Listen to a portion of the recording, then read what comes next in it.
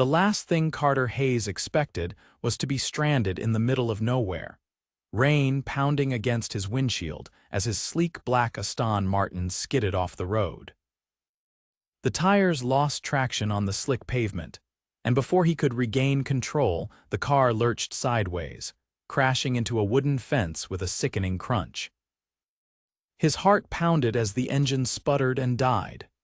"Great," he muttered, raking a hand through his damp hair. This was not how his night was supposed to go. He was on his way to a high-profile business retreat, meant to broker a deal worth millions.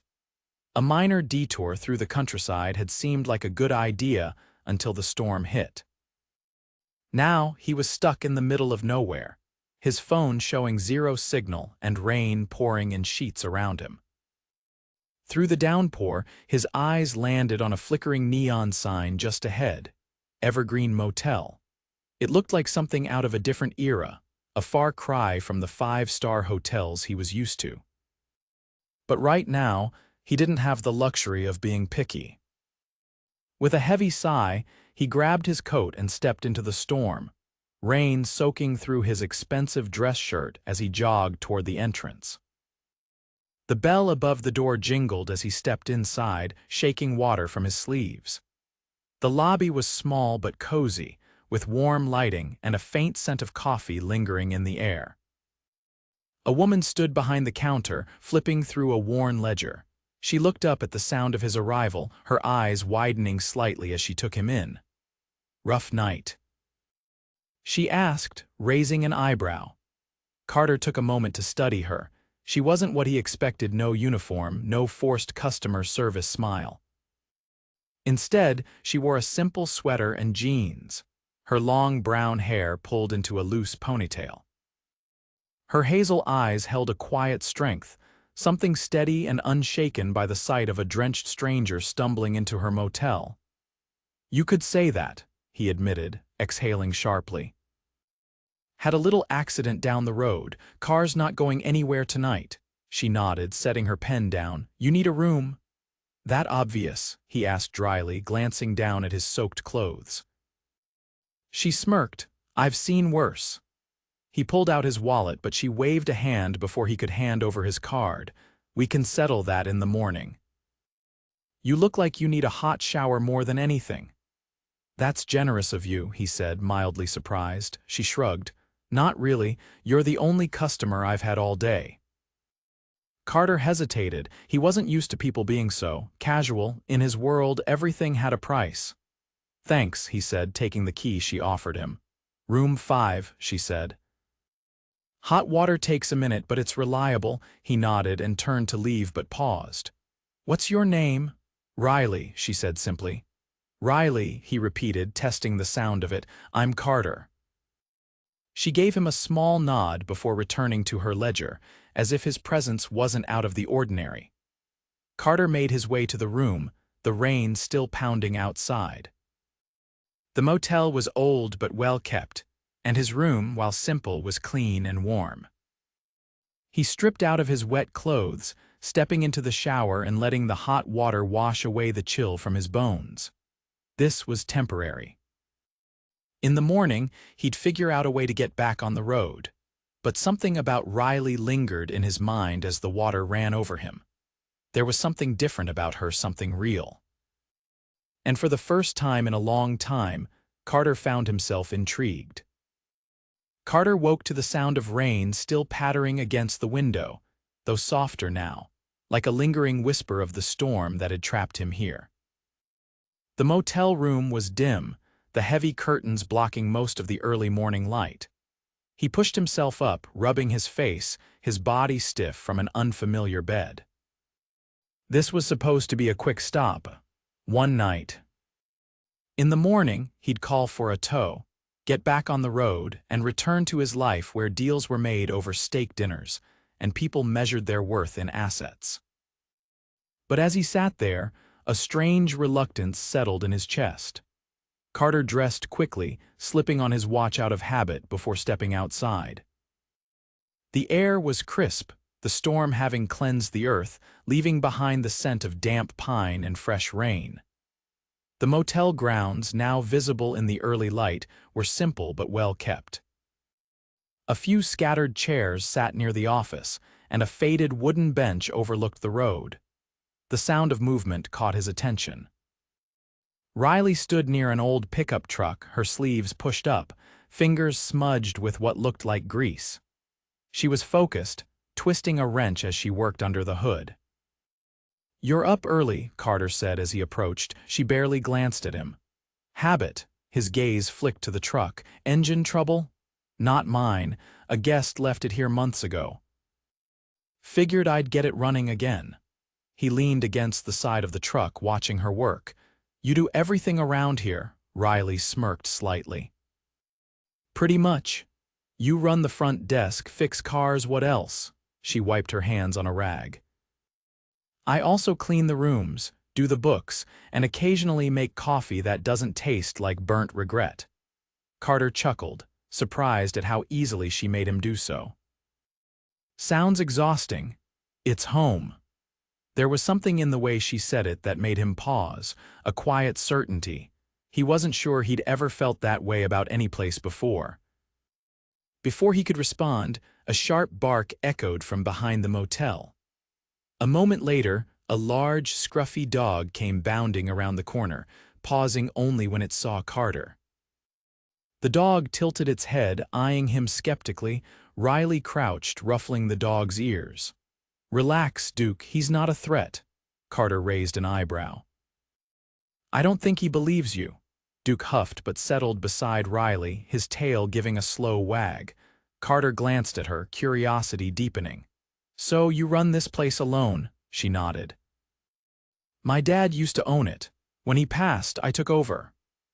Something in her tone shifted, not sadness exactly, but a weight that came with carrying the past forward alone. "Must be a lot to handle," she shrugged. "It's mine, that's enough." Carter studied her. There was no bitterness in her voice, no resentment, just quiet determination. It was refreshing. Before he could say more, Riley wiped her hands on her jeans and nodded toward the road. "Your car's still out there." "Yeah," he said. "I was going to call for a tow." She glanced at the sky. "Town's signal is spotty when there's a storm. You'll have better luck at the diner down the road." Carter glanced at the road stretching ahead. "Diner? Best coffee within 50 miles, she said. "And by best, I mean it won't kill you," he smirked. "That's a ringing endorsement," she grinned. "I aim for honesty." He hesitated, then said, "Come with me." Riley raised an eyebrow. "Why? You vouched for the coffee. If it's terrible, I'll need someone to blame." She considered him for a moment, then nodded. "All right. But if you cry over burnt toast, I'm leaving you there." They walked toward her truck, Duke trotting after them. Carter opened the passenger door, pausing as he took in the interior. The worn leather seats, the old radio with faded buttons, everything about this was a stark contrast to the sleek, high-tech vehicles he was used to. Yet, as Riley started the engine and they pulled onto the road, he found himself enjoying the simplicity of it. The town was small, the kind where everyone probably knew each other. A few stores lined the main street, their signs slightly faded but welcoming. The diner sat at the corner, its neon sign flickering as they parked. Inside, the scent of coffee and syrup filled the air. A few locals occupied the booths, chatting softly. Riley slid into a seat by the window, and Carter followed. A waitress approached, setting down 2 mugs without needing to ask. "Morning, Riley." "Morning, Janine." Janine glanced at Carter, then back at Riley with a knowing look. "New. Temporary," Riley said. Janine hummed. "We'll see," Carter smirked. "Do I get a menu or do you all just decide for me?" Janine chuckled. "Riley's usual," Riley nodded. Carter leaned back. "You realize I have no idea what I just ordered?" "You'll survive." He watched her, intrigued by the ease with which she fit into this world. There was no pretense, no games. She was simply herself. And as the coffee warmed his hands, Carter found himself in no rush to leave. Carter wasn't sure when it happened, when the urgency to leave had faded into something else entirely. Maybe it was the way the town moved at its own unhurried pace, or the way people nodded at him in quiet acknowledgement, as if he belonged. But most likely, it was Riley.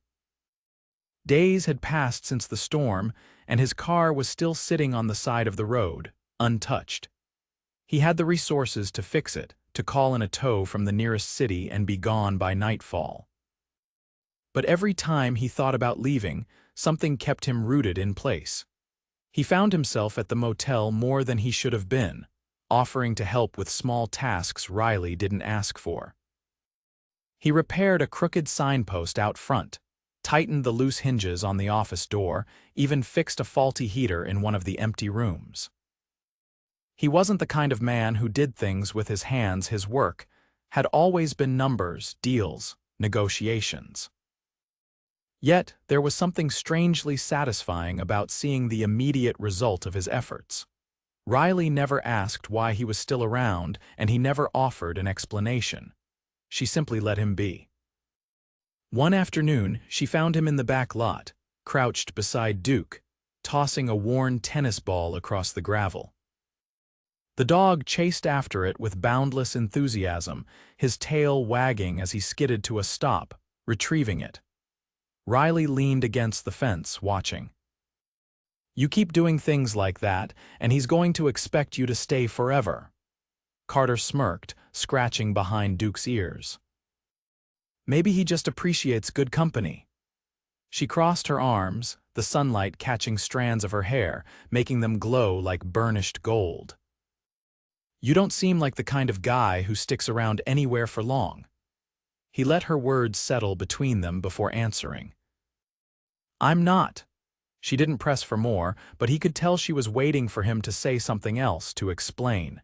He wasn't sure he had an explanation, at least, not one that made sense. Instead, he turned the question back on her. "And you ever think about leaving?" She exhaled slowly, her fingers drumming against her arm. "I used to. When I was younger, I thought I'd end up somewhere else. A city, maybe. Somewhere with bright lights and noise where no one knew my name." Carter studied her, sensing there was more. "But," she glanced at the motel behind them, "but then life happened. My dad got sick and this place needed me. And after a while, it just became my world." He could hear the weight in her words, the quiet acceptance. She wasn't bitter. If anything, she seemed at peace with the choice she had made. "You don't regret it?" he asked. She shook her head. "No, this place it's not much, but it's mine. And I like knowing that what I have, I built with my own hands." Carter looked down at Duke, who had dropped the ball at his feet, waiting expectantly. He picked it up, tossing it again, watching as the dog bounded after it. "I get that," he admitted. Riley raised an eyebrow. "Do you?" It was a fair question. His world had been built on the opposite values: power, wealth, the relentless pursuit of more. He had never stayed in one place long enough to put down roots, never built something that wasn't tied to a contract or a business deal. And yet, there was something about Riley's quiet certainty that made him question everything he thought he knew about success. That night, he found himself in the motel's small kitchen, helping Riley prepare a late dinner. It had started as a casual offer he had been passing by when she was chopping vegetables, and somehow he ended up beside her, sleeves rolled up, stirring a pot of something that smelled surprisingly good. "You're telling me you've never cooked before?" Riley teased, watching as he hesitated before adding seasoning. "I've had people cook for me," he corrected. "There's a difference," she chuckled, shaking her head. "Yeah, I figured." They ate at the small wooden table by the window, the hum of crickets outside filling the comfortable silence. Carter wasn't sure why the moment felt significant, why something as simple as sharing a meal in a quiet motel kitchen felt more grounding than any lavish dinner he had ever attended. When Riley finally pushed her plate away, she rested her elbows on the table, studying him with a thoughtful expression. "You're not what I expected," she admitted. Carter tilted his head. "Oh. And what did you expect?" she smirked. "Someone who'd be long gone by now, He considered that. Maybe I should be. Then why aren't you? He could have given her a dozen answers. He could have told her that the deal he was supposed to finalize no longer felt as urgent, that the city he was meant to return to suddenly felt distant. But instead, he simply said, "I don't know." Riley held his gaze for a long moment before nodding, as if she understood something even he didn't. The next morning, Carter woke before dawn, stepping outside to find the sky still painted in soft hues of indigo and violet. The air was crisp, the kind of morning that carried the promise of something new. For the first time in a long time, he wasn't thinking about his next move. He was just here.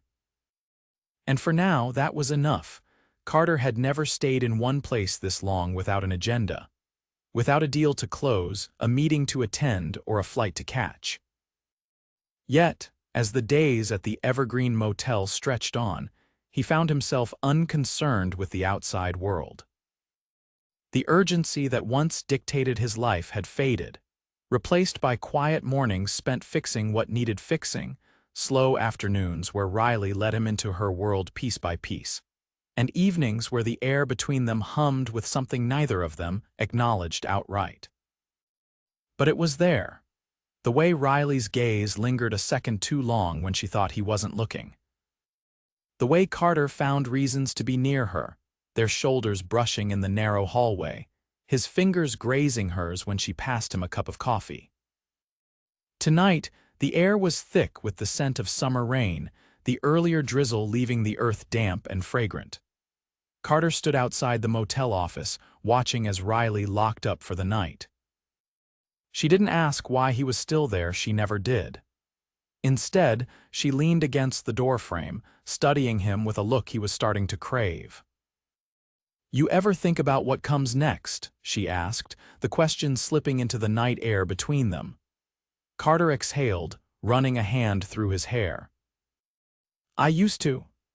And now," he turned toward her, searching her face for something, maybe a sign that she wanted him to stay as much as he wanted to. "Now I'm not so sure." Riley held his gaze, something unreadable flickering behind her eyes. She was always so sure, so rooted in the world she had built here. Carter envied that certainty. "You don't belong here," she said softly, though there was no malice in her words, just quiet truth. "Maybe I don't," he admitted. "But I'm here." She nodded slowly, as if weighing the truth in that. The silence stretched, but it wasn't uncomfortable. If anything, it was charged, humming with a tension that had been building since the night he walked through the motel's doors, drenched and irritated with the world. Then Riley sighed, shaking her head with a small, almost amused smile. "You're impossible," Carter smirked. "I've been told." She pushed off the door frame and stepped closer, close enough for him to see the way her lashes fluttered when she looked at him, the way her breath hitched just slightly before she spoke. "If you stay," she murmured, her voice barely above a whisper, "what happens then?" Carter didn't have an answer. Not one that made sense anyway, but he knew he wasn't ready to walk away. So instead of speaking, he did the only thing that felt right. He lifted a hand, brushing a stray strand of hair behind her ear, his fingers lingering against her cheek. Riley didn't pull away. If anything, she leaned into his touch, her eyes searching his as if she too was caught in the same pull. And then, slowly, cautiously, as if testing the weight of the moment, he closed the distance between them. The kiss was soft at first, uncertain. But then Riley's hands curled into the fabric of his shirt, pulling him closer, and Carter forgot every doubt, every question. All that mattered was this: her. The way she fit against him like she had always been meant to. The way her breath mingled with his, stealing every rational thought from his mind. When they finally pulled apart, Riley exhaled a shaky breath, her forehead resting against his. "I don't know how to do this," she admitted. Carter smiled, brushing his thumb over her cheek. "Then we figure it out together." And for the first time in his life, he wasn't worried about what came next, because as long as she was in it, he knew it was exactly where he was supposed to be. Carter never thought he'd find himself fixing a leaky sink at a roadside motel. Yet here he was, kneeling under the bathroom counter in one of the vacant rooms, sleeves pushed up, hands covered in moisture as he tightened the stubborn pipe. The relentless drip had been driving him crazy all morning, and rather than listen to it any longer, he'd taken it upon himself to fix it. Riley stood nearby, arms crossed, watching him with an expression that was half amusement, half scrutiny. "You do realize we have a plumber in town, right?" Carter wiped his hands on a rag, testing the faucet one last time. "No more dripping." "Yeah, but then I'd have to wait for them to get here." This was faster. She tilted her head. "You're really sticking around, huh?" He met her gaze, something unspoken passing between them. He hadn't booked a return flight, hadn't called for a tow, hadn't checked his emails in days. His world, the one filled with boardrooms, high-stakes negotiations, and power plays, felt distant, like something belonging to another version of himself. "I guess I am," he said finally, standing to his full height. Riley sighed, though there was no exasperation in it. If anything, she looked relieved. "You're a strange man, Carter Hayes," he smirked. "You're just figuring that out." She shook her head, but the corner of her lips lifted slightly. Later that evening, Carter found himself by the fire pit Riley had built behind the motel years ago. The flames crackled, casting a flickering glow across the small circle of chairs. Riley sat across from him, her bare feet tucked beneath her, a beer bottle dangling from her fingers. Duke lay beside her, his ears twitching at the distant sounds of the night.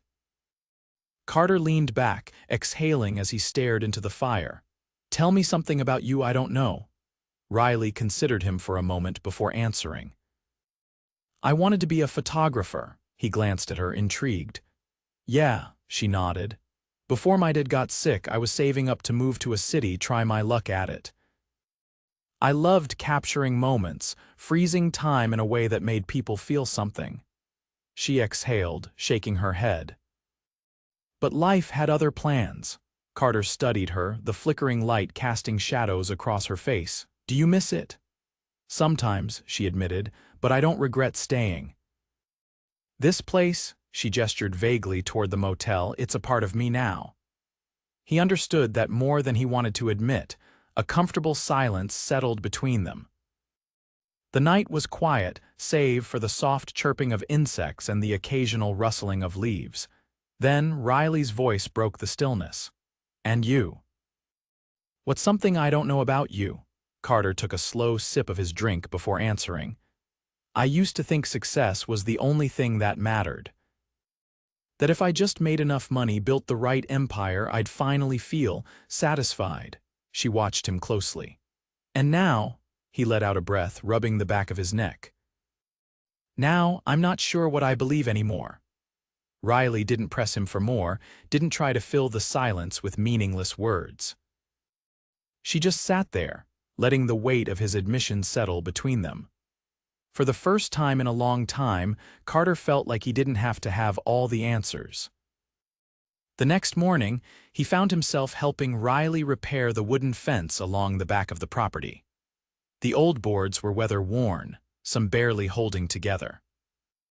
She handed him a hammer without a word, and he just went to work beside her, falling into an easy rhythm. "You know, if you ever get tired of being a millionaire, you've got a real future in manual labor," Riley teased, wiping sweat from her brow. Carter smirked. "Good to know I've got options." She laughed, the sound light and unguarded, and just like that, another day passed. That evening, as the sun dipped below the horizon, Carter stood outside his room, hands in his pockets, watching the last sliver of light fade. Riley appeared beside him, her presence quiet but grounding. "You're different," she said suddenly. Carter turned to her. "How so?" She hesitated. "When you first got here, you were restless. Like you didn't know how to just be," he swallowed because she wasn't wrong. "And now you seem like a man who's starting to figure out what he wants." Carter's chest tightened. He wanted to tell her she was right. That for the first time in his life, he wasn't chasing something just out of reach. That maybe, just maybe, what he wanted was right in front of him. Instead, he reached for her hand, lacing their fingers together. Riley didn't pull away, and in that moment, Carter knew he wasn't leaving. Not this time. Carter sat on the back steps of the motel, watching as Riley moved through the garden behind the property.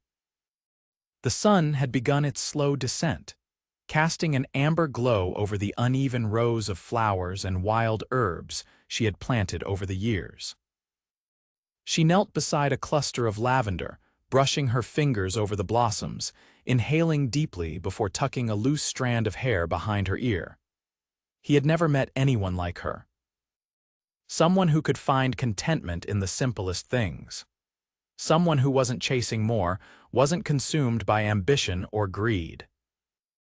Riley had built a life for herself that wasn't about power or wealth, but about something far more difficult to attain: peace. And somehow, she had pulled him into it. He ran a hand down his face, exhaling slowly. He couldn't ignore the truth any longer. This wasn't just some detour. This wasn't temporary. He didn't want it to be. For the first time in years, he wanted to stay. Riley stood and dusted her hands off on her jeans before making her way toward him, her expression unreadable. She stopped just shy of the steps, tilting her head as she studied him. "You've been quiet today," she said. Carter leaned back on his elbows, gazing up at her. "Just thinking." Her lips quirked slightly. "Dangerous habit." He huffed a small laugh but didn't look away. "I need to tell you something." She hesitated, then lowered herself onto the step beside him, her knee nearly brushing his. "All right." His throat tightened, uncertainty creeping in. How did he begin? How did he explain that this was the first time in his life he felt like he wasn't chasing something empty? That he had spent years believing success meant something completely different than what he was beginning to understand now. "I wasn't supposed to be here," he started slowly. "That night, when my car broke down, I was on my way to finalize a deal. Something massive. The kind of thing that would have made the company even bigger, even stronger." Riley listened, her expression unreadable. "But for the first time in my life, I didn't follow the plan," he admitted. "I didn't make the calls. I didn't rush to fix it. And I think a part of me knew, even then, that I wasn't in a hurry to leave." Riley glanced down, her fingers curling over the edge of the step. "And now," Carter reached out, taking her hand in his. "Now I don't want to go back." Her breath hitched, but she didn't pull away. "I thought I knew what I wanted," he continued. "I thought I had everything figured out, but then I met you. And you showed me something I didn't even know I was missing." Riley swallowed hard, her gaze flickering to the horizon before returning to him. "Carter." "I'm not saying I have all the answers," he interrupted gently. "I just know that when I think about leaving, it doesn't feel right, and when I think about staying," he squeezed her hand. "It does." Riley exhaled sharply, shaking her head with something like disbelief. "You don't belong here." "I belong with you," he corrected. Silence stretched between them, thick with something unspoken. Then, finally, Riley's fingers tightened around his. "You terrify me," she whispered. Carter frowned. "Why?" "Because I don't know how to do this," she admitted, her voice barely above a murmur. "I built this life alone. I never let myself want more because wanting more means risking losing it." Carter lifted a hand, brushing his thumb over her cheek. "Then let's risk it together." Her eyes searched his, looking for something, maybe reassurance, maybe certainty. Whatever it was, she must have found it because, in the next breath, she surged forward, her lips meeting his in a kiss that stole the air from his lungs. It wasn't hesitant. It wasn't cautious. It was everything. When they finally pulled apart, Riley rested her forehead against his, her breath mingling with his. "You're really staying?" she asked, her voice barely above a whisper. Carter smiled, pressing a kiss to her forehead. "Yeah, I'm staying." And just like that, everything fell into place.